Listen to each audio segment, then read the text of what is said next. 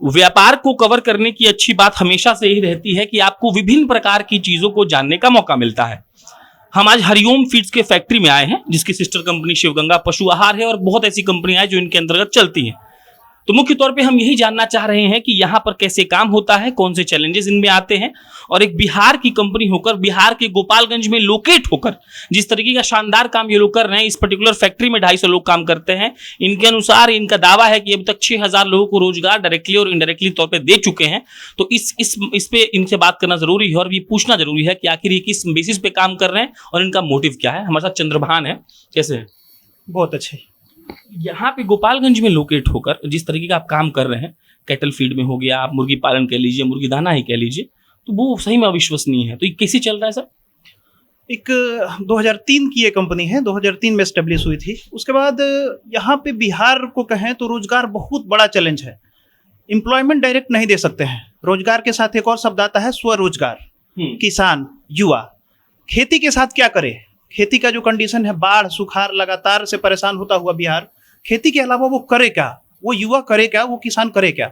हमने स्वरोजगार एक शब्द है, उसको जमीन पे उतार दिया। रोजगार के साथ साथ आप मुर्गी पालन करिए। एक हमारा सेगमेंट है इंटीग्रेशन फार्मिंग, जिसको हम कॉन्ट्रैक्ट फार्मिंग कहते हैं। कॉन्ट्रैक्ट फार्मिंग में कंपनी क्या करती है कि किसान को मुर्गी का चूजा, दाना, दवा, डॉक्टर, सुपरवाइजर, एवरीथिंग प्रोवाइड करती है।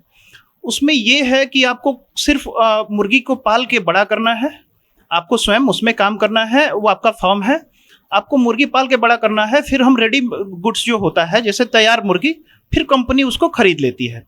जो भी आपका ग्रोइंग चार्जेस है, जैसे वो रेट वेरी भी करता है कि मार्केट रेट अगर ज़्यादा है तो हम रेट बोनस भी देते हैं। ऐसे किसानों के साथ हमने स्वरोजगार शब्द को जमीन पे, धरातल पे उतार दिया और स्वावलंबी कर दिया उन्हें कि अब लोग निवेश में सब हो रहा है। बिल्कुल उसमें उस फार्मर का, पर्टिकुलर फार्मर का, उस युवा का जिसने कोई सपना देखा है कि मेरा भी कुछ अपना होना चाहिए, तो उसका निवेश ही नहीं है उसमें, शून्य निवेश में, क्योंकि सारी चीजें कंपनी दे देती हैं। आपको सिर्फ उसको पाल के बड़ा कर देना है। मार्केट बेचने का भी कोई समस्या नहीं है, बड़ी इजीली कंपनी खरीद लेती है, प्रोडक्ट्स को मार्केट में बेच देती है अपने डीलर्स हैं, ट्रेडर्स हैं उनके थ्रू, और उसको उसका जो हिस्सा है, उसका जो कमीशन कह लीजिए, उसका जो ग्रोइंग चार्ज कह लीजिए, वो उसके अकाउंट में पर मंथ चला जाता है। आप क्या क्या करते हैं? हम यहाँ मैनेजमेंट में हैं, मैनेजमेंट देखते हैं। मैनेजमेंट देखते हैं। अब ये बताइए कि आपका फैक्ट्री बहुत शानदार है, फुटेज आपने स्क्रीन पर अभी देख रहे होंगे।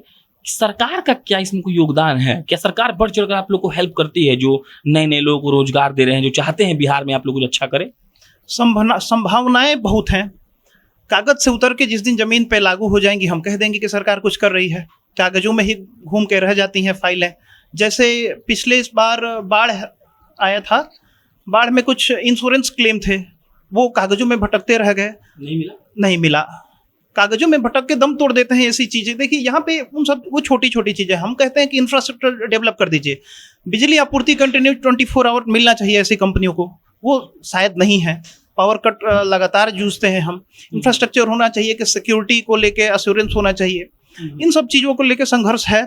संसाधन जुटाने पड़ते हैं जो अन्य प्रदेशों से आते हैं, जैसे मक्का ही कह लीजिए, बिहार में पूर्णिया से ही आता है। जैसे हमारा सोया ही कह लीजिए, वो आता है कोटा से आता है, कानपुर से आता है। ऐसी चीज़ें हैं, संसाधनों की कमी है, इंफ्रास्ट्रक्चर डेवलप करना पड़ेगा और लगना पड़ेगा। बहुत बड़ा चैलेंज यहाँ पे बाढ़ है।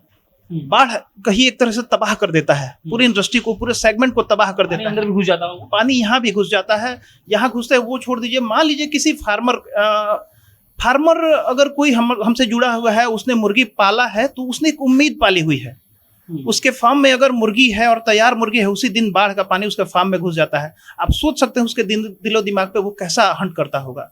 ये सब चीजें हैं कि इंफ्रास्ट्रक्चर की मैं बात कर रहा था आपसे, ये सब चीजें डेवलप होनी ही चाहिए। एश्योरेंस होना ही चाहिए कि बांध नहीं टूटेगा। जैसे बीच में भी आपने देखा था कि बांध टूटने वाला था, पिछले महीने बहुत हो हल्ला हुआ था। हमने मुर्गियां फार्म में प्लेसमेंट की थी, वो मुर्गियां हमें वहां से उठानी पड़ी, बाढ़ प्रभावित क्षेत्रों में उठानी पड़ गई। हम नुकसान नहीं सक सकते हैं, वो फार्मर अपनी उम्मीद नहीं खो सकता है। बहुत बड़े चैलेंजेस है। बाढ़ कह लीजिए एक तरह से दंश है, बहुत बुरी चीज है बाढ़ यहाँ के लिए, खासकर गोपालगंज के लिए। उस पर कुछ अस्थायी परमानेंट। शिवगंगा पशु आहार के बारे में बताइए, सुनने में बहुत नाम हो रहा है जी। शिवगंगा पशु आहार हमारा एक कैटल फीड सेगमेंट है। उसके बारे में हम कहेंगे कि एक तरह से वरदान है पशुओं के लिए। कम लागत में बहुत ही प्रॉफिटेबल है। मान लीजिए कि एक किसान है, उसने 4 गायों का छोटा सा डेयरी फार्म किया है, बड़ी उम्मीद से उसने गाय खरीदी है, पूंजी लगाया है, उसको अगर उचित चारा नहीं मिला, प्रोटीन युक्त आहार नहीं मिला, देखिए अब चीजें बदल रही हैं, हमारा खान पान भी बदल रहा है, पशुओं का भी खान पान बदल रहा है, उसको भी प्रोटीन चाहिए, उसको भी अच्छे इंग्रेडिएंट्स चाहिए, जो शिवगंगा पशु आहार बहुत अच्छे से उसको प्रोवाइड करती है, उस किसान को कम लागत में अच्छा मुनाफा कमाने के लिए उसको मौका देती है। शिवगंगा पशु आहार वो खिलाता है, अच्छा मुनाफा कमाता है। अगर हम मार्केट से फीडबैक भी लेते हैं, बहुत अच्छा अभी तक ओपिनियन है हमारा। चलिए, शिवगंगा पशु आहार और हरिओम फीड्स प्राइवेट लिमिटेड, ये ऐसी वो 2 कंपनियों के नाम है जो गोपालगंज से चल रही हैं। और इनके एमडी साहब ने कहा और चंद्रभान भाई ने भी कहा, इनका सिर्फ एक ही कहना था कि जब तक इस बात का एश्योरेंस नहीं होगा कि सरकार कागज से आगे उठकर हमारी मदद करेगी, जब तक इस बात की श्योरिटी नहीं होगी कि बिहार के गोपालगंज में बाढ़ नहीं आएगा, तब तक आप सोचिए कैसे कोई यहाँ पे आकर व्यापार कर सकता है। बाकी अन्य कोई भी इस पर खबर आएगी हम आपको बताएंगे। हमारा मकसद सिर्फ यही है कि बिहार के उन सारे उद्यमियों को कवर करें, आपको ये घूम घूम कर दिखाएं कि कौन कौन सा व्यापार है जो बिहार में चल रहा है।